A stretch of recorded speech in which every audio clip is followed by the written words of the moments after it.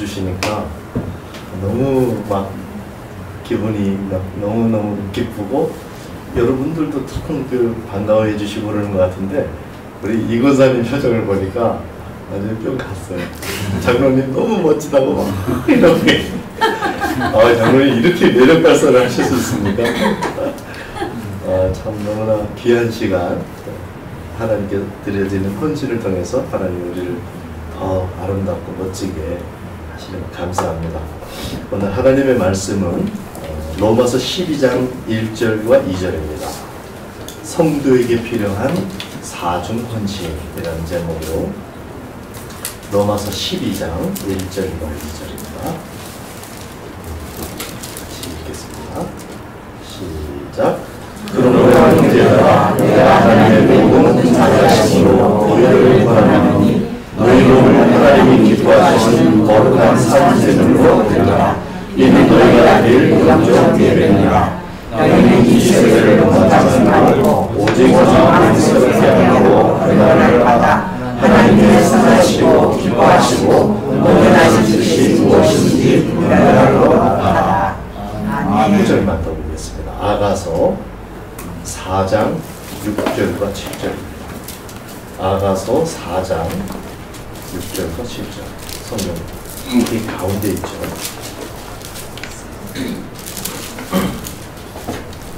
아가서 4장 6절부터 7절까지 시작. 나의 저절로 그림자가 사라지기 전에 내가 모략산과 유양의 작은 산으로 가리라. 나의 사랑은 너를 어렵고 아무 의미 없구나. 제가 왜 이 구절을 읽었냐면 아무 흠이 없구나. 흠이 없을 수 없죠. 이것은 눈이 삔 겁니다. 흠이 없는 게 아니고 눈에 그렇게 보이는 거예요. 근데 어떤 고백 후에 그런 일이 있냐면 내가 모략의 산과 유양의 작은 산으로 가리라. 이거는 그리스도의 신부의 순교적인 신앙 고백을 말하는 거거든요. 그것을 듣자 신랑이 그때 처음으로 나의 신부, 나의 눈이 막 이렇게 흥분하면서 이제 하는 구절들이 나옵니다. 오늘 본문은 사중 헌신, 이 헌신을 고면하는 그런 구절인데요. 제가 금요일 저녁에 기도를 하면서 중국에 다녀와서 어떤 매력적인 말씀으로 은혜로 나눕니다. 그래서 다들 선교의 소망을 가지고 또 우리가 교회가 같이 한마음으로 하는 이 일을 기쁨으로 공유하고 이렇게 할 수 있을까 그렇게 이제 기도를 하는데 저는 좀 가볍고 이렇게 웃음이 있고 이렇게 이제 하고 싶은데 하나님께서 마음에 자꾸 울음을 주시는 거예요. 그 다음에 좀 가볍게 하고 싶은데 너무 진지한 그 무거움을 주시는 거예요. 여러분 진지한 거 좀 힘들죠? 보통 사람들이 좀 가볍고 유머가 있고 이제 그런 거를 좋아하죠. 뭐 너무 진지하고 무거우면은 좋아하지 않는 그런 경향이 있다는 것을 제가 알고 있거든요. 그래서 매력이 없어질까 봐 참 걱정입니다. 제가. 이미 하나님께서 진지함을 주셨어요. 그러나 이것은 여러분에게 막 그 무게를 느끼고 막 부담을 주고 그러려고 그러는 게 아니고 주님과의 친밀함에서 나온 하나님의 자비하심으로 드리는 권면이고 여러분에게 정말 복되고 유익한 것이에요. 그것이 뭐냐면 사중 헌신이다. 제가 이 말씀을 드리려고 해요. 지난주에 우리 황 목사님 설교를 제가 좀 경청을 하면서 마리아가 예수님 발치에서 이렇게 잘 들어서 주님의 별세에 대한 이야기를 알고 있었기 때문에 남들은 상상도 못하는 그 일을 했죠. 뭐죠? 자기가 이제 결혼하기 위해서 모아두는 나드 향이거든요. 그게 자기 일평생 계속 모으는 거예요. 전 재산이고 결혼 위해서 이렇게 하는 나드 향인데 그거를 깨뜨려서 합니다. 그러니까 아무도 몰라요. 그게 무슨 뜻인지를. 가룟 유다는 돈 계산이 돌아가고 심지어는 하나님을 사랑하는 마르다마저도 이해가 안 되는 거죠. 그런데 이게 나의 장례 준비다 하고 예수님이 해설을 해주셔요. 그러니까 주님하고 아주 친밀히 가까이에서 말씀을 경청했던 마리아가 그것을 알 수 있었어요. 제가 주님하고 기도하는 중에 저는 밝음으로 하고 기쁨으로 하고 했는데 진지하고 또 울음도 막 슬픈 울음이 아니고요. 사람들에 대한 국률의 마음, 그런 마음의 울음이에요. 그런 울음을 주셨는데 이것은 주님과의 가까움에서 나온 거예요. 그러니까 여러분에게 굉장히 유익한 것이다. 이런 제가 큰 확신을 가지고 이 말씀을 전합니다. 여러분 이 말씀을 정말 하나님의 말씀 또 하나님의 종의 마음에 감화하신 그것을 순종해서 또 전하는 또 여러분을 정말 사랑하는 목사의 또 전하는 메시지다. 이렇게 경청해 주셨으면 좋겠습니다. 제가 이번에 중국에 다녀오면서 여러 가지 소감이 있었지만은 한마디로 딱 하면 이걸 넣어야 돼요. 이거 감탄사. 더 많은 사람들의 헌신과 수고가 지속적으로 필요하구나. 저는 이걸 느꼈습니다. 여러 가지 지금 장로님이 해주신 것 외에도 진짜 많은 것을 순간순간 느끼긴 했어요. 더 좋은 품질의 학습이 계속해서 필요하고 더 많은 물질적인 지원이 끝없이 필요하구나. 이런 생각을 했습니다. 지금 중국은 제2의 문화혁명과도 같은 분위기예요. 이제 장로님 소개해 주지만 우리가 이제 집회를 하고 있을 때 공항이 다녀간 일도 있었고 실제로 우리가 집회하는 기간에 다른 곳에서 집회하는 선교사가 현장에서 붙잡혀서 추방이 됐어요. 그런 사건도 있었고 그리고 이제 며칠 전에 우리 선교사가 사진을 하나 보내왔는데 이런 사진입니다. 여기 중국말 혹시 읽을 줄 아는 분 계세요? 이게 뭐라고 써있냐면 매일매일 교회에 가서 주를 배우라. 약간 조롱하는 거예요. 지금 공산당에서 큰 간판을 엄청난 크기로 해가지고 길에 붙여놓은 거를 사진 찍어 보낸 거거든요. 하나님은 우리의 고통을 덜어줄 능력이 없고 당과 함께하고 주를 안 믿으면 당은 당신의 행복을 모색해 줄 수 있다. 이렇게 막 길거리에 크게 이렇게 써놨어요. 심보를 바르게 하지 못하면 주를 믿는 것이 무용하고 소용이 없고 긍정의 마음을 가득 채우면 국가가 부강하고 가정이 평안하다. 그러니까 인본주의와 당을 이제 노골적으로 그런데 기독교를 겨냥해서 하는 이런 것을 지금 대대적으로 하고 있어요. 그리고 선교사들이 많이 하고. 그래서 제가 다른 말씀을 준비해 갔다가 못 올지도 모른다는 그런 긴장감이 들더라고요. 그래서 그럼 한 가지만 전하고 가면 내가 뭘 전할까? 그래서 물어봤어요. 뭘 전할까요? 그랬더니 아가서를 전했다고 하더라고요. 그래서 그냥 아가서로 바꿔서 아가서를 전했고요. 사실 옛날에 중국에 쏨상지에라는 사람이 있었는데 그 4대 성인으로 돼 있어요. 중국 교회에. 이 사람은 항상 물어봤다 그래요. 뭘 설교할까요? 물어봐갖고 설교해달라는 걸 설교하는데 막 부흥이 일어나고 그 사람이 태국에까지 내려와서 한번 그 부흥의 불씨를 지폈던 그런 사람인데 근데 하나님께서 그렇게도 또 은혜를 주시더라고요. 여러분이 정말 같이 기도해 주시고 또 이렇게 해주셔서 너무나 감사드리고, 자, 오늘 이제 본론으로 들어가 보겠습니다. 일반적으로 우리가 헌신 그러면 몸과 마음을 바쳐 있는 힘을 다한다, 이런 말이에요. 한자에는 신, 몸신만 들어있지만은 몸과 마음과 있는 모든 힘을 다해서 일하는 것, 그걸 헌신이다, 이렇게 이제 말하는데, 지금 우리에게는 헌신이 필요하다, 이 말씀인데, 그럼 성도에게는 헌신이 뭔가? 물론 이런 말뜻 그대로에다가 성도에게는요, 헌신이 제가 생각할 때 수지 맞는 거래입니다. 썩을 것으로 심고 썩지 아니할 것으로 거두는 거래예요. 일시적인 것으로 지불하고 영원한 것을 거두는 거래. 이것을 우리는 헌신이라고 말할 수 있다. 네, 세상에서 말하는 헌신과 모양이 비슷할 수 있을지 모르지만 그 내용이 차별이 있죠. 헌신을 말할 때 여러 가지 반응이 있을 수 있습니다. 먼저로 두려워할 수 있습니다. 한 번도 헌신해 보지 않은 그런 사람들은 헌신이 겁이 날 수가 있어요.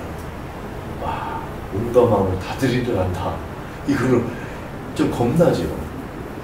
하나님이 살짝 모른 척 순간적으로 해버리면 나는 어떻게 되나, 이런 마음도 있을 수 있고, 과연 저게 믿을 만한가, 이런 마음도 있을 수 있겠죠. 그런 마음이 있을 수 있고, 어떤 분들은 헌신을 해야 된다는 당위는 알겠는데 잘 헌신이 안 되고, 이런 분들은 압박감을 느끼겠죠. 이 헌신이라는 주제로 말을 하는 이 자체에 압박감을 느낄 수도 있을지 모르겠습니다. 아, 내가 조금만 더 즐기고 이걸 했으면 좋겠는데, 하긴 해야 되겠는데, 하기 실제로 원하기도 원했는데, 아, 그래도 조금만 더 있다가, 이런 분은 헌신을 이야기할 때 그렇게 압박감을 느낄 수도 있겠습니다. 그런가 하면은 어떤 사람들은 기대를 가질 수도 있을 것 같아요. 이 시간에 이야, 헌신이란다, 기대가 된다, 이런 분 계십니까? 계실 줄로 믿습니다. 주로 청년들은 그런 사람들이 많아요. 어디 헌신할 곳이 없나, 흔들 깃발이 없나, 이런 걸 찾는 거예요. 그래서 그런 게 있으면 막 그렇게 자기를 드리고 막 힘차게 살고 이러고 싶은데, 이 세상에 그럴 곳이 없는, 그래서 의미를 찾지 못하는 그런 사람도 의외로 많이 있습니다. 지금 이 시간에 헌신은 주님의 자비로운 권면입니다. 이게 본문에서 얘기했듯이 사도 바울은 뭐라고 하냐면, 하나님의 모든 자비하심으로 너희를 권하노니 산 제물로 너를 바쳐라. 그러면서 이게 자비하심으로 권면한다는 거예요. 왜냐하면 이게 하나님의 자비고 이것이 당신에게 유익합니다, 이 말을 지금 하는 거죠.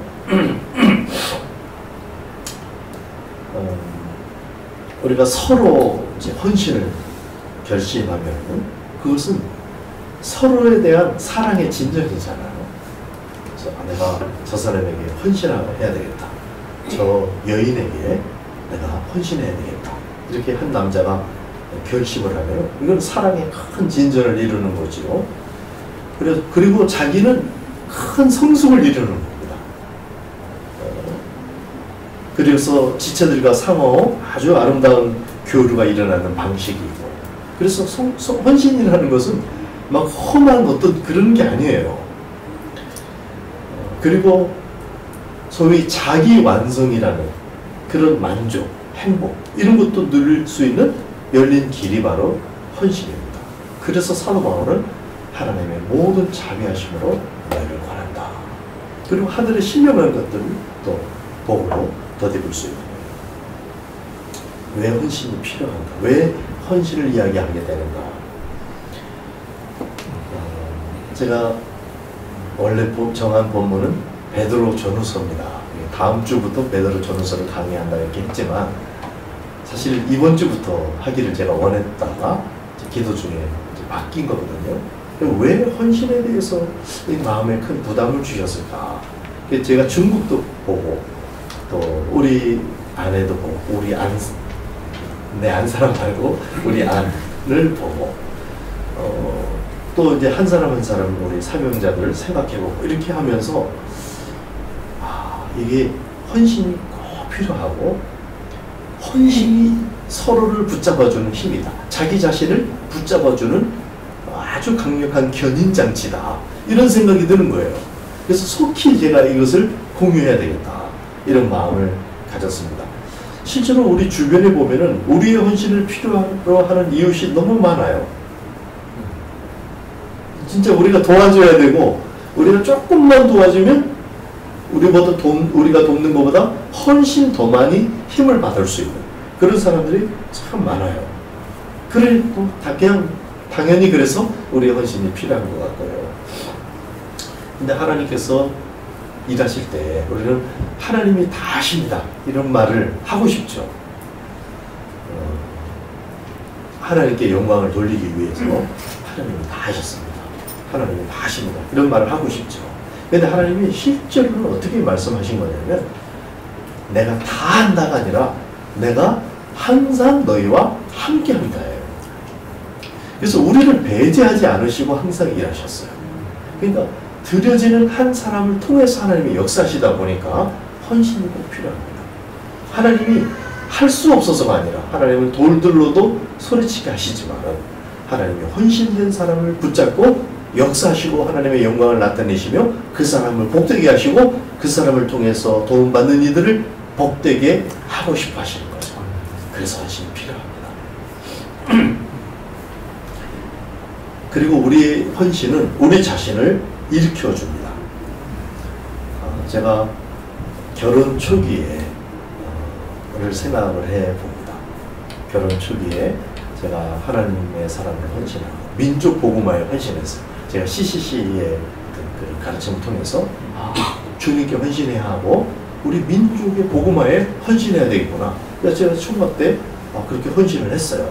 그래서 제 모든 것들을 그렇게 사용하기로 결정을 했어요. 총각 때. 그렇게 하고 이제 결혼을 했고 결혼을 했는데 나를 넘어뜨리는 그런 그 사건이 많이 생기더라고요. 우리 안사님 모습이니까 괜히 미안하네요. 그것은 안사람 때문이 아니라 저 자신이었어요. 내가 이 정도밖에 못 되는 사람이었구나 하는 것을 계속 발견하는 거예요. 저는 결혼 전에는 괜찮은 남자인 줄 알았어요. 이 세상에 이 정도 남자면 괜찮지 않나? 이렇게 생각했어요. 실제로 교만한 생각이죠. 근데 결혼하고 나니까 내가 이렇게 못되게 하더라고요. 사람에게, 내 사랑하는 아내에게 뭐 그런 걸 보면서 내가 그러면서 스스로 막 너무 그냥 내가 싫은 거예요. 그래가지고 이제 점점 시간이 지나면서 그런 때는 그래도 괜찮아요. 속을 때가 있는 집사 시절에 총각 집사였는데 그래도 사람들한테 그걸 안 보여주면 되니까요. 근데 전도사가 되고 그때까지도 아직도 제 안에 그게 안 없어지고 계속 작동하는 거예요. 설교를 해야 되는데 그 아침에 그런 내가 딱 확인이 된 거예요. 여러분 어떻게 하면 좋아요 그때? 여러분이 한번 좀 얘기 좀 해주세요. 목사님이 그날 아침에 은혜롭게 말씀을 전해야 되는데 그 아침에 만약에 싸우고 나왔어요. 그러면 어떻게 해야 돼요? 그 목사님은? 회개하고 해야 되죠. 그죠? 제가 그런 생각이 들더라고요. 제 주변을 보니까 내가 그래도 이제 교육을 받을 만큼 받았고 예수님을 이 정도 인격적으로 만나고 정말 헌신했고 이렇게 이런데 이렇다면 얼마나 많은 사람들이 그런 어려움을 겪고 있을까 그런 생각이 들더라고요. 실제로 지금 우리가 이제 이 자리에서 이렇게 이제 앉아서 예배 드리는 거는요, 인류의 어쩌면 10분의 1도 안 되는 수혜를 우리가 누리고 있는 겁니다. 그런 이제 저를 생각해 보니까 너무나 많은 사람들이 있는데 그런 사람들이 아직도 막 힘들어하는데 내가 막 이렇게 주저앉아 있는 게 이 사람들한테 너무 미안하더라고요. 그러니까 내가 이렇게 힘들어하는 것도 속상하지만은 그거는 어디 해결이 안 된 거야 아직. 그냥 그대로 있는 겁니다. 나는 그런 사람이고 그런 짓을 해버렸고 난 그런 사람이고 속도 상하고 지금 낯을 둘 데가 없어요. 그런 상태인데 내가 계속 이렇게 하고 있으면 이 사람한테 조금이라도 도움을 줄 수 있는 기회인데 그 기회를 못 사용하고 안 사용하는 거더라고요. 그러니까 너무 미안한 거예요. 그래서 저는 빨리 회개하고 회복을 했습니다. 가만히 생각해 보니까 그 헌신, 어쩌면 그 아픔 중에 있는 그 사람이 나를 견인해 준 거더라고요. 사도 바울이 내가 빚진 자다 이렇게 말한 게 자기가 복음을 전해놓고 자기가 빚졌다고 그래서 처음에는 이해가 안 됐어요. 아니 그게 진짜 빚진 거더라고요. 자기를 위한 것이 아니라 그 사람을 위해서 하나님께서 자기를 구원하셔서 저 사람 덕분에 나는 구원받았고 너희들 덕분에 나는 사도가 됐다. 이런 마인드를 갖고 있는 거예요. 그렇구나. 그래서 제가 보니까 헌신은 우리 자신을 잡아줍니다. 여러분 헌신하시기를 축복합니다. 다른 사람을 위해서도 헌신하지만은 헌신하면은 자기를 하나님께서 안전하게 붙잡아주는 그게 되는 거예요. 그리고 왜 우리가 헌신해야 되는가? 우리가 예수님을 닮는다는 말 속에는 공생애가 있어야 돼요. 공생애. 우리에게도 공생애가 있어야 됩니다. 여러분 공생애를 살고 계시나요? 먹튀 아십니까? 먹튀. 먹고 튀는 거. 먹튀가 되려고 작정했다면 할 수 없는 일이지만은 하나님께 받은 은혜, 예수님을 믿고 그 받은 은혜, 그 은혜를 생각할 때 정말 우리가 먹튀가 돼서는 안 되죠. 그 은혜에 적절한 반응과 보답을 하고 싶은데 그래야만 구원은 아니지만은 하나님의 구원이 우리를 그렇게 참 안에서부터 동기부여를 해주시잖아요. 그래서 우리에게 공생애가 있어야 됩니다. 이거는 교역자가 되라, 목회자만 있는 그런 게 아닙니다. 우리 모든 성도들에게 공생애가 있어야 된다. 저는 이 말이 이 시대에 많이 말해야 되는 말이구나. 제가 이걸 크게 확신하게 됐어요. 이 설교 준비하면서. 너무나 그냥 그저 그렇게 살아가는 거예요. 근데 그게 자기를 해롭게 합니다. 자기 인생을 소모하게 하고 헛된 곳에 사용하게 하고 보람을 못 느끼게 하고 스스로 그러면서 자기 자신에 대해서 비하하게 되고 나는 왜 이런가 이렇게 되고 그러니까 우리 결단을 해서 헌신을 해야 돼요. 그래서 공생애를 살기를 작정을 해야 돼요. 내일부터 아니고 오늘부터 하면 제일 좋겠어요. 정말 공생애가 이루어지는 그런 시간이 우리에게 꼭 필요하다고 하는 겁니다. 그리고 아까도 말씀드렸지만 하나님의 자비로 우리를 위해서 해주는 권면이기 때문에 헌신은 우리 자신에게 유익하기 때문에 우리가 헌신해야 합니다. 헌신이 주는 유익은 가장 중요한 이유는 뭐냐면 자기 자신을 위해서 살지 않게 된다. 이건 안 믿는 사람들이나 또 인생에 대해서 정말 깊이 고민해보지 않은 사람들은 그게 무슨 유익이냐 이렇게 생각할 수 있겠죠. 자기를 위해서 자기가 많이 건강하고 자기가 행복하고 이렇게 생각하는데 사실 인간의 죄성의 중심이 뭐냐면 자기중심성입니다. 그러니까 자기중심적으로 생각하고 행동하기 때문에 모든 악과 죄들이 반영하게 됩니다. 심지어는 전쟁이나 이런 것들이 전부 다 거기서 나오는 거고 성경에서 말하는 죄의 핵심이 바로 내가 나의 주인인 상태인 거예요. 그래서 하나님이 우리의 창조주시고 우리의 주인이신 것을 모르고 말하자면 아버지가 아버지인지를 모르고 자기가 아버지보다 더 잘난 줄 알고 아버지로부터 자기가 오지 않은 줄로 착각하고 사는 그런 불효자가 바로 죄인인 것처럼 우리가 하나님을 인식을 못하고 하나님 중심성으로 살아가지 못하고 자기 중심성으로 살아가는 것, 이걸 죄성의 핵심입니다. 그래서 우리가 예수님을 믿게 될 때 예수님을 주인으로 모시는 겁니다. 심부름하는 어떤 심부름꾼으로 옆에 두는 게 아니고 내가 내 인생을 살아가는데 조금 도움은 필요할 것 같으니까 옆에서 좀 도와주세요. 이렇게 예수님을 영접하는 것이 아니고 예수님을 나의 인생의 주인, 구세주로 모시는 거거든요. 여러분은 다 예수님을 구주로 모셨는지 믿습니다. 네. 그런 상태에서 자기 중심성으로 살아가지 않도록 이렇게 하는 겁니다. 그러니까 죄의 본질에서 벗어나는 것. 그게 바로 헌신이기 때문이에요. 헌신이 굉장히 그래서 유익한 것입니다. 그리고 그래서 조금 더 얘기해야 되겠네요. 헌신을 해야 자기 중심성의 사고를 적게, 덜하게 되는 거예요. 헌신을 하지 않으면, 어떤 그 결단을 하지 않으면 자꾸 자기 중심으로 생각을 하게 됩니다. 그러니까 하나님을 사랑하는데도 그러는 거예요. 하나님을 믿고 신앙 안에 있고 교회 안에 있는데도 그렇게 된다, 이런 말이에요.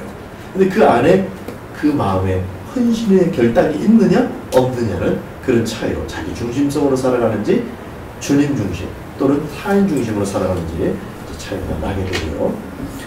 또 헌신은 우리 인간 본성에 부합합니다. 파스칼은 자기의 빵세에서 자기의 마음속에는 빈 공간이 있다는 거예요. 아무거로도 채울 수 없는 공간이 있다는 거예요. 그 공간은 예수 그리스도만 채울 수 있다. 이렇게 파스칼이 고백했는데 이 빈 공간을 다른 것으로 채우려고 하면 이제 문제가 생기는 겁니다. 다른 곳에서 내가 헌신할 장소를 찾으려고 하면 문제가 생깁니다. 왜냐하면 이 원래 사람은 이 안에 빈 공간이 있기 때문에 이 하나님으로 채워지도록 설계되어 있거든요. 그렇게 창조됐거든요. 근데 그것이 채워지지 않으면 뭔가로라도 채우게 돼 있어요. 그래서 이상한 것으로, 사소한 것으로 또는 괴상한 것으로. 그래서 사람들은 제대로 인생에 대해서 막 화끈하게 살고 싶어 하는 사람들은 다 헌신합니다. 예를 들면 헤비 메탈 이런데 막 빠져서 하기 위해서는 악령에게 헌신합니다. 악령하고 거래를 해요. 그래서 헤비 메탈이 막 휙 돌아야 이게 제대로 음악이 나오는 모양이에요. 자기 스스로 온 게 잘 안 되니까 악령하고 거래를 한다는 거예요. 자기 영혼을 팔 테니까 나에게 영감을 달라. 그래갖고 헤비메탈 음악도 그런 식으로 하는 사람들도 있고, 뭐 공산주의, 지금은 공산주의가 많이 수그러들었지만, 그리고 좀 덜 폭력적으로, 힘이 없어서 덜 폭력적이죠. 원래 이론 자체가 폭력적인데 공산주의 이론을 가지고 그 공산화를 위해서 추구하고 왔던 사람들의 그 일기장 이런 걸 보면요, 애인들 정말 깊이 사랑하는 애인인데 그냥 단칼에 버리는 거예요. 근데 아프지 않은데 그 절절히 아픔이 있어요. 근데 나는 공산화라는 이걸 위해서 너를 버릴 수밖에 없다. 이렇게 절대화한 거예요, 이 사상을. 그래서 다른 걸 다 상대화 시켜버리는 거죠. 이런 헌신을 합니다.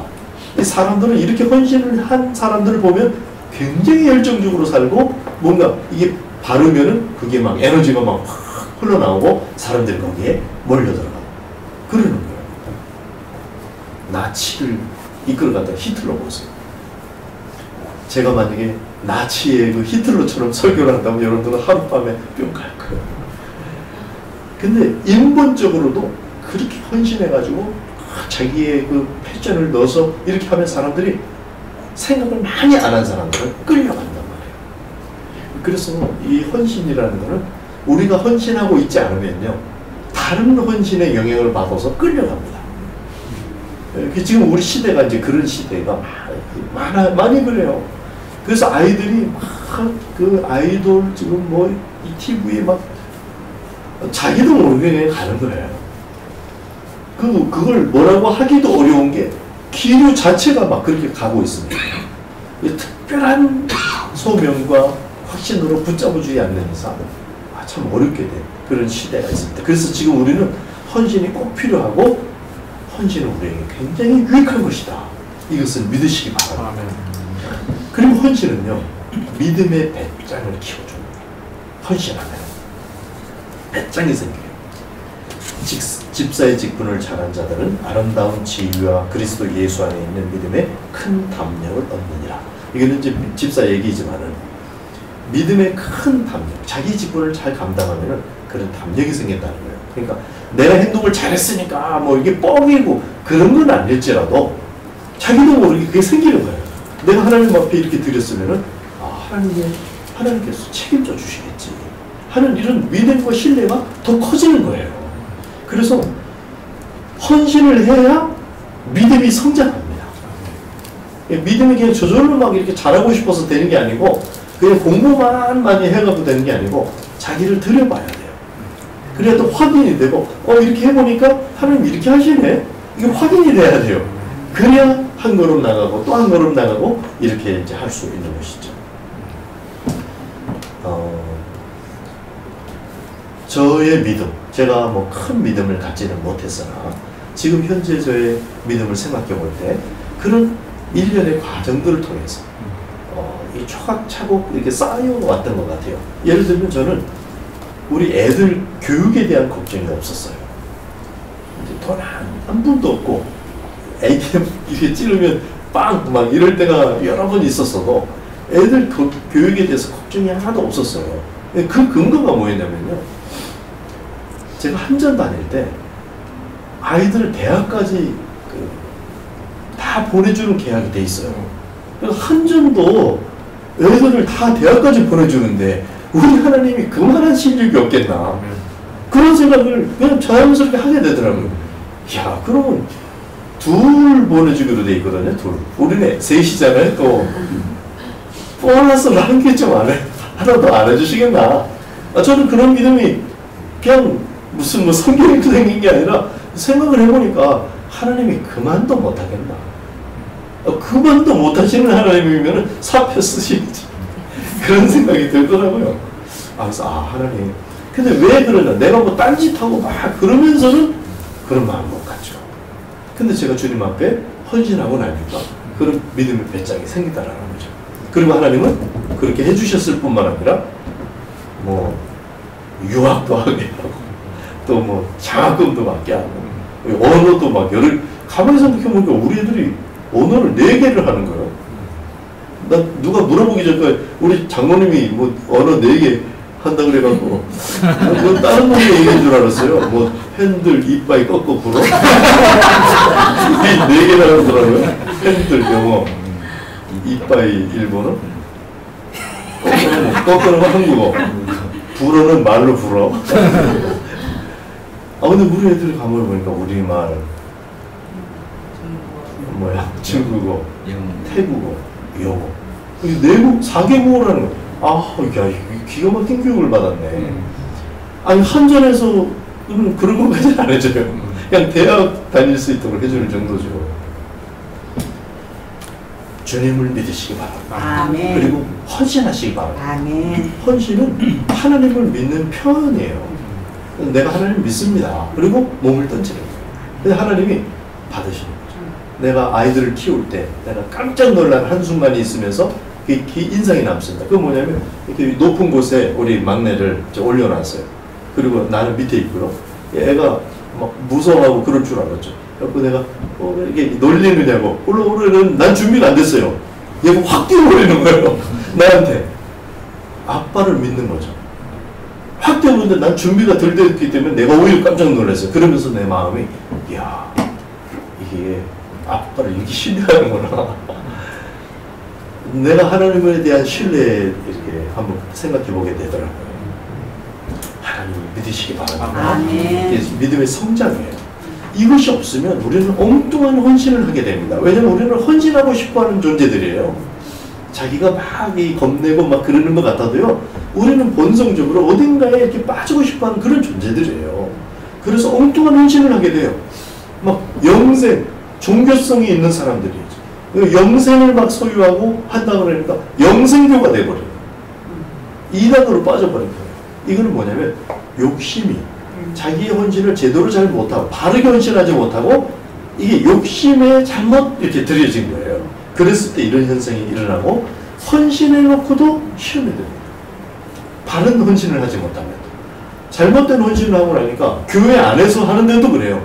잘못된 헌신을 해가지고 헌신인 줄 알았는데 나중에 막 시험으로 오고 이거는 잘못해서 그래요. 어리석은 헌신하고. 요즘 신옥주 사건? 신옥주 사건 아시죠? 피지에 그 400명이 이렇게 갔다 피지를 PR 장소라고 해석을 했대요. 이거 웃어야 될지 울어야 될지. 피지, PR 참. 그런 정도의 사고를 하는 사람이 어떻게 이렇게 달란트가 있어갖고 400명을. 여러분 정신 차리셔야 됩니다. 아니 저는 반성이 됩니다. 아니 그런 정도의 사고를 하는 사람이 400명을 헌신시켜가지고 피지로 이렇게 하는데 와, 선교사로 400명을 못 보내는 이게 좀 회개가 됩니다. 하나님이 이 은혜를 주시기를. 아멘. 너무 답답해요. 너무 이 시대에 너무 답답해요. 그런 것을 보면서 그런 헌신, 이 사람들도 나름 헌신 아니었겠어요? 자기 전 재산을 털어가지고 피지로 이주를 한 거예요. 거기 헌신에는 이제 자기 중심성, 자기 유익 이런 거를 사기치는 거 여기에 넘어가는 거죠. 그런 욕심이 이렇게 작동해서 된 거기 때문에 뭐 본인들도 다 문제가 있긴 있어요. 근데 그런 헌신도 하는데 잘못된 사고와 잘못된 그 헌신을 하는 사람들이 이런 엉뚱하고도 그러나 센 이런 헌신을 하는데 우리 하나님을 믿고 기록된 말씀을 가졌고 하나님을 사랑하는 이 옳은 헌신을 할 수 있는 가능성이 많은 우리 성도들을 왜 이렇게 헌신을 못할까 이런 생각도 들더라. 그럼 그 헌신을 못해서 막 그 헌신에 못한 부작용을 자기가 겪고 있는 것을 볼 때 너무 마음이 아팠어요. 그래서 제가 기도하면서 난 웃고 싶은데 막 울음을 주시는 거예요. 마음이 너무 아픈 거예요. 사람들을 생각할 때. 야, 헌신하도록 도와드려야 되겠다. 제가 그래서 막 압력을 넣고 푸시를 하려고 헌신을 얘기하는 게 아니고 정말 바른 길을 우리가 알고 그 길에 기꺼운 마음으로 정말 함께 여러분 헌신하고 싶지 않으면 괜찮아요. 나라도 할 거예요. 그러니까 우리 같이 그렇게 하고 싶은 그런 마음으로 제가 헌신에 대해서 말씀 전하는 겁니다. 바른 헌신은 어떤 건가? 성경이 제시하는 거 우리가 사실 어렴풋이 다 알고 있습니다. 어렴풋이라기보다는 또 명확하게 알 수 있을지도 있고요. 한번 제가 다시 한번 정리를 할 건데 사중 헌신이라야 그래야 바른 헌신이 되고 그래야 그 방향으로 가면서 서로 적절하게 용납하게 되고 협업하게 되고 방향 감각을 가지게 되고 바른 추진력을 갖게 되고 그렇다는 생각이 듭니다. 그래서 이 사중 헌신이 되지 않으면은 자칫 부작용을 나타내는 쪽으로 힘이 표출돼요. 예를 들면은 우리 대형 교회들이 지금 헌신이 안 되어 있는 것이 아닙니다. 정말 내 생각에는 주님께 헌신되지 않았을까 이런 생각합니다. 주님을 사랑하는 사람들이 가능성이 많아요. 그리고 그 교회에 헌신했을 것 같아요. 그랬을 것 같아요. 근데 그 이상이 아니라는 거죠. 문제는. 그래서 제가 사중 헌신을 이야기하고 싶은 거고요.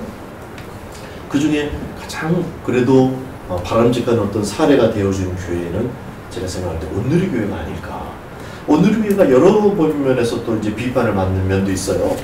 그렇지만 제가 여러 가지 객관적인 지표로 생각해 볼 때 온누리교회가 그래도 여러 방면에서 특별히 또 선교, 지상명령을 돕는 그 일에 바람직한 모습을 보이지 않지 않았나. 그 후대 목사님을 선정하는 과정이라든가 이런 데서 그런 생각이 들고 그래서 제가 이제 사중 헌신을 말씀드리는데 그건 뭐냐면 한번 따라해 주겠어요? 첫 번째 주님께 헌신. 주님께 헌신. 두 번째는 형제의 헌신. 형제에게 헌신하는 거. 세 번째는 교회의 헌신. 교회의 헌신. 네 번째는 선교의 헌신. 선교의 헌신. 이게 사중 헌신인데요. 먼저 주님께 헌신은 우리가 더 말할 이유 필요가 없지요. 주님께 헌신하고 싶으시죠, 여러분? 의외의 대답인데 제가 우리 강 권사님이 그 동영상을 우리 단체 카톡에 보낸 거 여러분 다 보셨나요? 좀 보면서 그 얘기 제가 모두 안 읽은 사람이 있는 것 같아서 제가 한번 말씀드리면요. 어떤 아기가 탄생했는데 너무 예쁘고 근데 귀가 하나 없는 상태로 애가 난 거예요. 다행히 청력을 있지만은 근데 항상 이렇게 아픔이죠. 근데 애가 크고 나서 어느 날 학교 돌아왔는데 친구들이 나보고 괴물이래. 귀가 하나 없다. 얼마나 찢어지게 마음이 아프겠어요. 큰 가족의 슬픔이고 숙제였고 애는 이것 때문에 뭐 여러 가지 재능들이 있는데도 잘 발현이 잘 안 되는 거예요. 이것 때문에. 그러던 중에 그래서 이제 좋은 의사들을 찾아서 어떻게 방법이 없을까? 어떤 좋은 의사가 방법이 있다. 누가 귀를 기증해 준다면 기증자만 있다면 가능성이 있다. 그래서 소망을 갖게 됩니다. 그러나 그게 쉽지가 않죠. 시간이 흘렀습니다. 그리고 애도 점점 크고 몇 년 후에 기증자가 나타났는데 이름은 한자코 밝힐 수가 없다 이렇게 말했다는 거예요. 그래서 감사한 마음으로 수술을 합니다. 라고 성공적으로 되고 애는 완전히 진짜 그 자기를 잡고 있었던 걸 진짜 다 털어버리고 진짜 막 좋은 청년이 돼서 결혼도 사업도 막 아주 훌륭하게 성장을 했어요. 근데 늘 숙제 그 짐이 있는 거죠. 누가 나에게 기증을 해줬을까? 그걸 갚아야 되는데 알 수가 없으니 계속 아버지에게 부모에게 찾아보라고 해도 찾아주지를 못하는 거예요. 이제 그러다가 세월이 흐르고 어머니가 이제 먼저 소천을 하게 됩니다. 그래서 어머니 장례식에 이 서양 사람들 얼굴을 이렇게 내놓잖아요. 있는데 이제 얼굴을 이렇게 보는데 아버지가 어머니 그 머리를 이렇게 뒤로 이렇게 제껴주면서 귀를 보여주는 거예요. 엄마 귀가 없는 거예요. 그러니까 엄마가 자기 귀를 아들에게 기증했던 거예요. 오래전에. 그리고 평생을 비밀로 했던 거예요. 이 아들의 마음이 어떨까요? 그 마음에 제가 그 영상을 이제 잠깐 보고 거기에도 큰 감동이 있잖아요. 근데 예수님이 우리에게 해주신 것, 하나님이 우리에게 해주신 걸 생각해 보면요, 이게 얼마나 큰 겁니다. 영원한 것이고 일시적인 세상에서 일부가 아니라 이 전체를 영생을 하나님의 자녀가 되고 우리의 성품이 완전히 바뀔 수 있게 해주고 이런 은혜를 우리가 입은 거거든요. 이런 거 생각할 때 주님께 헌신은 특별히 다시 설명할 이유가 없다 이런 생각이 듭니다. 여러분 주님께 헌신하게 되기를 축복합니다. 근데 어느 정도 헌신이냐면 두 발로 이렇게 양다리 걸쳐갖고 막 그렇게 피곤하게 살지 말기를 권면해 드리고 싶어요. 왜 택시를 탈 때 한 다리를 내놓고 택시를 타냐고. 가는데 막 발로 굴러. 그렇게 살면 얼마나 고단해요. 위험하고. 그냥 문 닫고 편안하게 가세요. 주님께 올인하세요. 주님께 다 헌신하세요. 그냥 그렇게 믿게 되어 있는 거예요. 주님은. 그래 주님입니다. 그래서 그걸 막 남겨놓고 조금 남겨놔야 이익인 줄 알고 이렇게 남겨놓고 한 다리 내놓고 막 복잡한 거예요. 다 들으시기 바랍니다. 우리의 생명과 재산과 시간과 우리의 남은 모든 열정과 이런 것들은 다 주인의 것이에요. 그리고 그렇게 할 때 가장 시원하고 가장 아름답고 가장 내가 되는 겁니다. 그래서 하나님께서 그렇게 우리를 부르시고 초대하시는 거예요. 남겨놓고 뒤에서 이렇게 그렇게 복잡하게 살지 마시기 바랍니다. 그래서 주님께 헌신하는데 절대 헌신하시기를 바라고 이걸 생각하면 두 가지 명령이 생각납니다. 첫 번째는 마태복음 22장, 두 번째는 마태복음 28장이에요. 그게 뭐냐면 두 번째 말은 하나님 사람, 이웃 사람. 그래서 대명령 이렇게 말하죠. 대명령, the greatest commandment. 대명령인데 예수님께서 전생에 전 말씀을 다 통틀어 가지고 한 말씀으로 딱 이게 요약해 주신 건데 이게 대명령입니다. 하나님 사랑, 이웃 사랑 이렇게 되어 있어요. 그 이웃 사랑 이렇게 하다 보니까 주님께 헌신하면은 자연스럽게 파송되는 게 형제의 헌신이에요. 그리스도 안에서 형제는. 그리고 그리고 그 다음에 마지막으로 대위임 명령이에요. 하늘과 땅에 있는 모든 것을 네게 주셨으니 너는 모든 족속으로 제자를 삼아 아버지와 아들과 성령의 이름으로 세례를 주고 세례를 베풀고 내가 너에게 분부한 모든 것을 가르쳐 지키게 하라. 볼지어다 내가 세상 끝날까지 너희와 항상 함께 하겠다. 대위임 명령입니다. 그래서 이 두 명령이 이제 이 선교 명령이죠. 그래서 주님께 헌신, 자연스럽게 형제에게 헌신, 이제 선교 헌신인데 그 사이에 자연스럽게 교회가 들어가는데 왜 그러냐면 교회는 구약에도 이름이 있었지만은 넓게는 구약의 그것도 교회라고 지칭을 했는데 신약의 가시적인 교회를 주님께서 세웠어요. 오순절에 성령이 임하면서 선교의 영이신 그분이 임하시면서 교회를 첫 선교사이신 예수 그리스도의 몸으로 교회를 세우신 거예요. 그래서 교회는 많은 이유가 있지만은 아주 독특하게 중요한 사명이 뭐냐면 선교입니다. 그래서 회당하고는 다른 거예요. 유대인들의 회당하고는 달라요. 그래서 그 회당이 갖고 있는 기능이 교회 안에서도 다 돌아가야 하지만은 특별히 신약의 교회는 선교의 사명이 아주 독특하게 주어진 거예요. 그래서 교회를 통해서 선교하는 게 굉장히 중요하다. 제가 이것을 깨닫지를 못했었습니다. 그냥 교회는 교회고 교회가 필요한지 당연히 그런 정도 생각하고 또 선교를 선교대로 따르고 이게 분리해서 생각을 했는데 점점 제가 교회를 알고 또 교회 목회를 하고 여러분들이 같이 기도해 주면서 제가 다녀오고 이러면서 하나님께서 이래서 교회를 주셨구나. 꼭 교회가 필요한 것이구나. 그래서 우리 선교사들을 만나면 제가 그렇게 권면하고 싶어요. 할 수 있다면 꼭 교회를 통해서 할 수 있도록 교회를 개척하든지 교회하고 같이 하든지 이렇게 권면해 주고 싶어요. 그래서 교회에 대해서 헌신이 꼭 필요하다. 주님께 헌신이고 먼저 두 번째 형제에 헌신할 때 그럼 가족은요 이렇게 묻는 사람이 있을 것 같아서요. 말 안 해줘도 가족에 대해서는 헌신이 잘 되는 것 같아요. 기본적으로 정상적인 사람이라면. 근데 이 시대에는 이것마저도 가족에게 헌신해라 이것마저도 말해줘야 되는 불운한 시대가 되긴 했어요. 그건 안타까운 것이에요. 그러나 이건 기본적이기 때문에 제가 이 말을 안 하겠습니다. 그러나 형제에 헌신하라고. 헌신은 자기를 주는 거죠.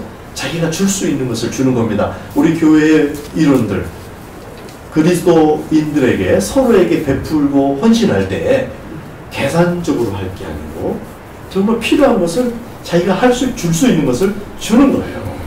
그게 헌신입니다. 그리고 되받을 것을 바라지 않고 주는 거예요. 하나님께는 바라도 괜찮습니다. 하나님 내가 이렇게 합니다. 저 사람에게는 내가 못 받아도 하나님 공급해 주세요. 이런 기도를 해도 괜찮아요. 누가 그렇게 기도했었죠? 예루살렘 성벽을 재건했던 느헤미야도 그런 사람들도 그렇게 기도했어요. 그렇게 해도 괜찮지만 사람에게 되받으려고 그렇게 하면은 시험에 드는 수가 있고 적절하지 못할 수가 있어요. 그러나 우리가 상식선에서 우리가 서로 헌신하는 것으로 보면은 또 그렇게 서로 주고받을 수도 있겠죠. 이 헌신을 형제를 위한 헌신을 할 때도 공생애가 필요해요. 그래서 하나님의 패밀리, 우리는 하나님의 패밀리거든요. 가족입니다. 가족. 우리 가족 안에 헌신, 이것을 마음에 정리를 해야 돼요. 내가 쓰는 시간, 내가 쓰는 관심, 내가 쓰는 돈, 이걸 형제에게 바로 헌신돼서 흘러갈 수 있도록 그렇게 결단을 요구한다. 성경은 우리 예수님께서 십자가에 달리기 돌아가시기 전에 예루살렘을 향해서 올라가시기로 굳게 결심하셨다. 이런 본문이 있었죠. 여러분 기억납니까? 예, 지난주에 우리 황 목사님이 인용해 주신 구절이에요. 굳게 결심하셨다. 예수님마저도 굳게 결심을 하시는 거예요. 어떤 일을 하는데 흔들릴까 봐. 이 헌신하는데 흔들릴 수도 있다는 뜻이에요. 여러분의 마음이 세상의 어떤 것들로 이렇게 흔들릴 수도 있어요. 그 다음에 나만 헌신하나? 이런 생각도 들 수도 있고.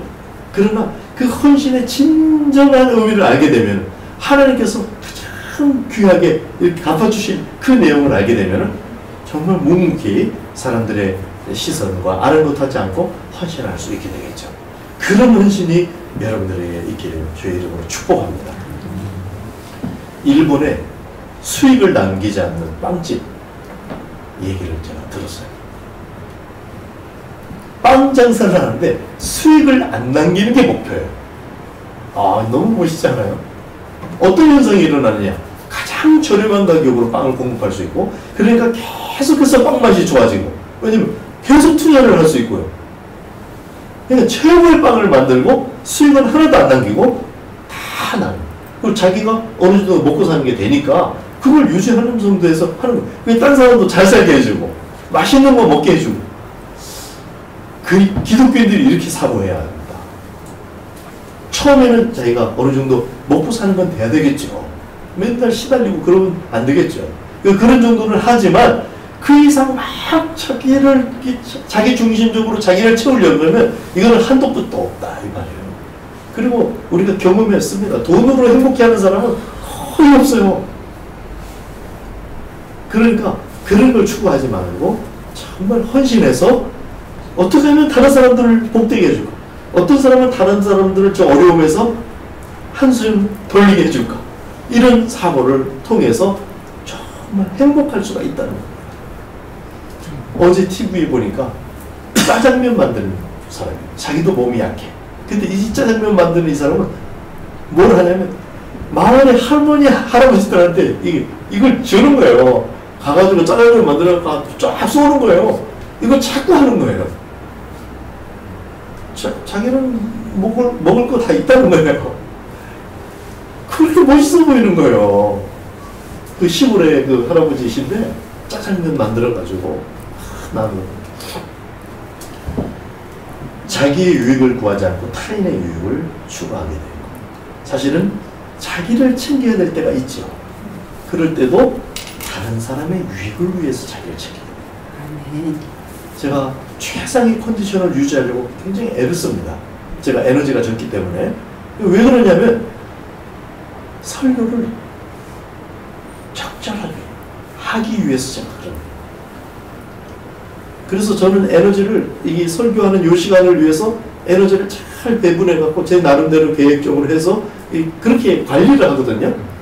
왜 그러냐? 나 잘 살자고 나 몸 편하자고 그런 게 아니고 정말 여기서 내가 최상의 컨디션일 때 하나님의 말씀이 잘 통과될 수 있겠다 이렇게 제가 생각하기 때문에 그러는 거거든요. 그런 것들 얘기하는 거죠. 이거는 제 방식이고 여러분의 삶 속에 여러분의 그런 것들이 또 있을 거예요. 그렇게 해서 정말 다른 사람을 유익하기 위해서 나를 유익하게 해야 하는 그런 때가 있긴 있어요. 그런 것도 잘 할 수 있고, 시험에 빠지 못하는 이유도 타인의 유익이에요. 어떤 우리는 시험에 빠지고 힘들고 좌절하고 그럴 때가 있죠. 그럴 때도 오래 머물 수 없는 이유가 나를 필요로 하는 사람이 있는데, 저 사람에게 내가 도와줄 수가 있는데 내가 이러고 있으면 더 많은 사람들이 수혜를 못 얻는데, 이렇게 생각하면 그 자리에 계속 그렇게 하고 있을 수가 없는 거예요. 빨리 몸을 털고 마음을 털고 내가 부족하지만 주님 때문에, 근거는 내가 훈련해서가 아니라 우리 주님 때문에, 또 우리 주님이 사랑하는 하나님의 자녀들 때문에 그렇게 하는 것이죠. 세 번째는 교회의 헌신인데, 교회는 그리스도의 몸이고 어떻게 보면 성도들의 어머니와도 같죠. 유언교가 꼭 필요합니다. 이 교회를 통해서 하나님의 자녀들이 이렇게 나오게 됩니다. 그리고 유지되고. 그래서 교회가 유지되고 발전되도록 하는 헌신, 이게 우리에게 필요하죠. 우리 교회가 유지되고 발전되려면 무엇이 필요한가? 생각을 조금만 해보면 너무나 당연한 것들이 생각날 거예요. 기본적으로 여기를 깨끗이 해야 되고, 우리 같이 밥을 먹어야 되고, 같이 이런 장소를 만들어서 유지하고 전기세를 내야 되고, 이런 조금만 생각하고 다 있거든요. 거기에 헌신해서 자기가 참여하고, 너무나 당연하고 그러면서도 너무나 이게 복된 일이죠. 하나님의 몸된 교회를 유지하는 일원으로 산다는 거예요. 그리고 그래서 지역교회, 자기가 속한 교회 이렇게 하지만 이것도 지역 이기주의가 될 수 있다는 거예요. 그래서 공생애가 꼭 필요하다. 우리가 교회에 헌신하는 것도 공생의 방식으로 한다면 한국교회에 헌신해야 돼요.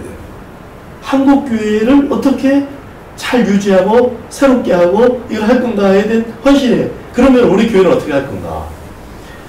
제 마음속에 제가 참 부족하고 우리 교회가 연약하지만은 한국교회의 롤 모델이 될 수 있는 교회가 될 수 없을까? 정말 간절한 마음으로 기도합니다. 그런 교회가 됐으면 좋겠어요. 아멘. 그래서 다른 교회가 이 교회를 보고 이렇게 하면 되는구나. 이렇게 할 수도 있구나. 막 계속 성장만 해야 되지 않아도 되는 거구나. 그리고 선교를 이렇게 할 수 있구나. 이런 아이디어를 얻고 실천할 수 있는 그런 롤 모델이 되는 교회가 됐으면 좋겠어요. 아멘. 이것을 위해서 같이 기도했으면 좋겠어요. 근데 이걸 사명을 가지고 해야 돼요. 그냥 해도 되고 우리 하면 좋다. 그럼 기분 좋네. 이게 아니라 헌신해야 된다 이 말이에요. 헌신을 해야 돼. 우리가 갖고 있는 에너지들, 우리가 갖고 있는 그 열정들을 여기에 쏟아붓고 다른 사람한테 소개하고 우리가 이걸 유지할 수 있도록 그 자리를 내가 지켜주고 이런 헌신이 이것을 유지하게 한다. 그리고 세계교회의 헌신. 교회라는 것은 그러니까 사실 형제도 세계 형제인데 제가 그걸 얘기 안 했고요. 교회도 세계 교회예요. 그래서 지금 중국 교회 다녀오니까 일단은 지금 저는 뭐 숙제는 하나 남겨져 있습니다. 너무 은혜 중에 다녀왔고 하나님께서 또 결실해 주실 터이지만은 우리 그 안 목사가 지금 고혈압 때문에 여기 혈관이 터져갖고 어눌하고 걷는 게 좀 시원찮고 그래서 수술을 받아야 한다 그러더라고요. 콩콩이 들어가겠죠, 당연히. 묻지를 못했어요. 얼마냐고 제가 묻지를 못했어요. 마음이 두려워갖고.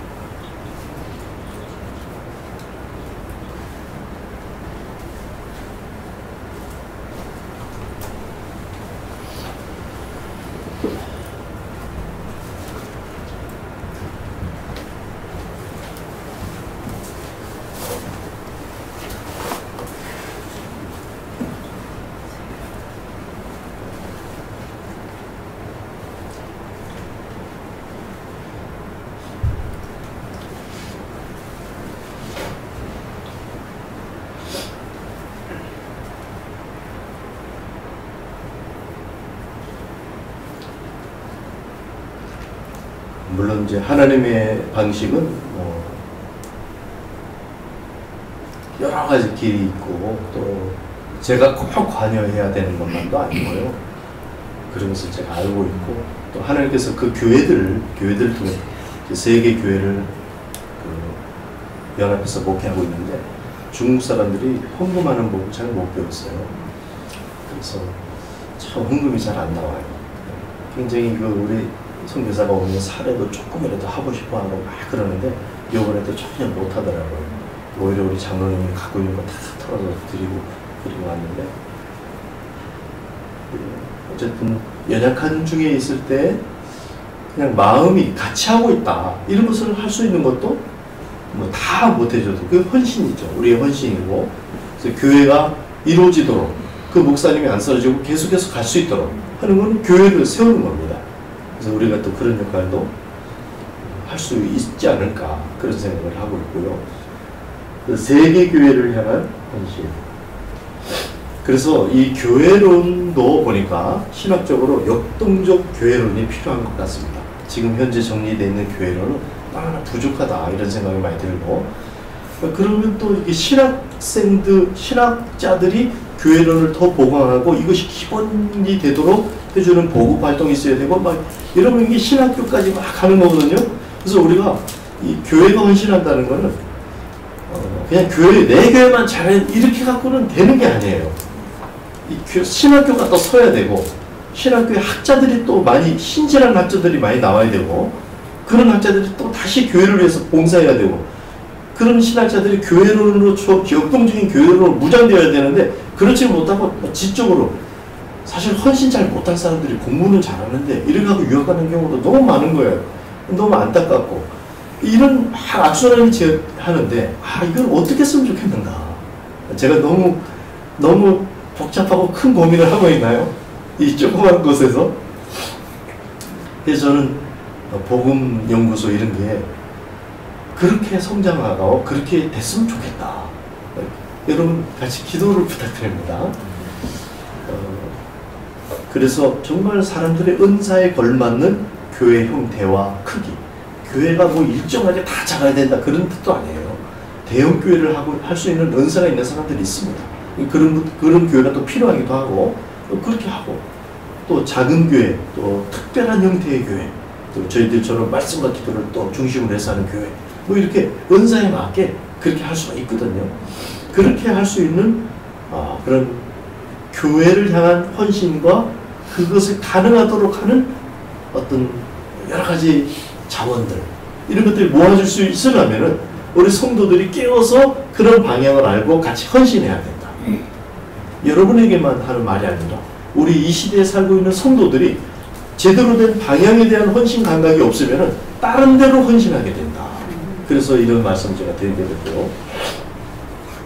그래서 선교회의 헌신, 마지막으로 우리 지교회의 선교 사명에 협조하는 것, 이것도 선교회의 헌신이 되겠지만 공생애가 역시 있어야 한다는 겁니다. 그래요. 세계 선교를 향해서 하려면 혼자서 못하겠죠. 그러니까 자연스럽게 연합하는 사고가 생기겠죠. 그리고 자기의 나머지 인생이 그냥 최대치로 하나님 앞에 잘 드려질 수 있도록 그런 고민을 하게 되겠죠. 하영준 목사님이 장로님들을 7년 시무장로를 하고 나면 사역장로로 전환하도록 그렇게 아이디어를 냈었어요. 너무 훌륭한 아이디어라는 생각이 들어요. 물론 그것을 해결할 수는 없지만 성공적인 사례가 몇 건이 있고 성공적이지 않은 것들도 많이 있습니다. 그렇지만은 이건 참 좋은 아이디어다.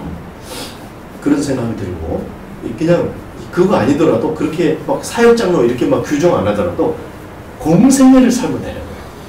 나의 공생애. 내가 정말 예수님이 나머지 생애를 그전에도 부모에게 효도했고 가정에서 아주 충실한 가장 모범적인 인간 아니셨겠어요? 그럼에도 불구하고 공생애라는 획을 그었다는 거죠. 그랬던 것처럼 우리의 공생애를 통해서 정말 세계선교를 감당하려면 저 같은 입장에서 지금 하려면 자연스럽게 순회 선교를 할 수밖에 없고 제한적으로, 그리고 또 혼자서 역부족이니까 같이 할 수밖에 없고, 그래서 또 최종적으로는 이스라엘 그쪽으로 많이 관심이 많이 갈 거예요.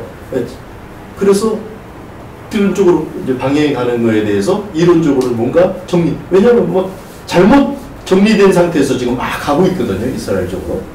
그래서 그런 것도 정리해 줘야 되고 할 일이 너무 많은데 우리는 어디다 헌신할 것인가 말씀 뵙겠습니다. 우리가 지금 오늘 나눌 이 말씀이 우리의 기도 방향으로도 활용됐으면 좋겠습니다. 사중 헌신이 되지 않으면은 이 주님을 닮아가는 그 사랑의 성장, 지상명령 성취를 돕는 적절한 참여, 이게 어렵겠다.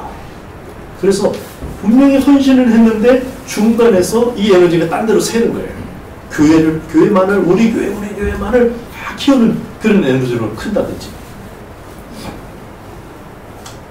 그래서 요번에 그 명성교회 이제 뭐 세습 반대하는 쪽도 있고 막 찬성하는 쪽도 있고 하는데 주로 내부에서 찬성하고 그 신학교 총장이 이제 두둔하는 발언을 하더라고요. 그 교회 설교 내에서.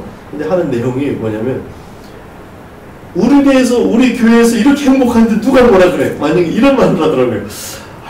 제 마음이 참 안 좋더라고요. 거기 아멘 그러는 거예요. 어떡하면 좋아.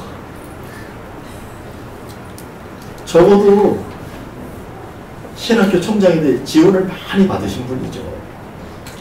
근데 저는요,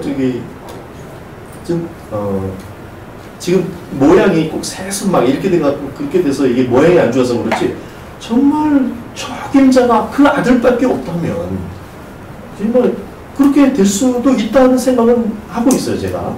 근데 이 때가 아니고 이 시대적으로 뭔가 적절한 이 타이밍이 아닌 것 같고요. 그래서 제 마음에도 은근히 반대하는 마음이 있는데, 근데 그런 모양을 볼 때 그 원인이 뭐냐. 지금 저 사람도 하나님을 사랑하고 그래서 공부하고 신학을 공부하고 신학 박사가 되고 신학교 총장이 될 정도로 공부를 많이 하신 분이고 이런 어른이신데 저렇게 하는 이유는 뭐냐. 내 생각에는 교회 안에만 헌신하죠.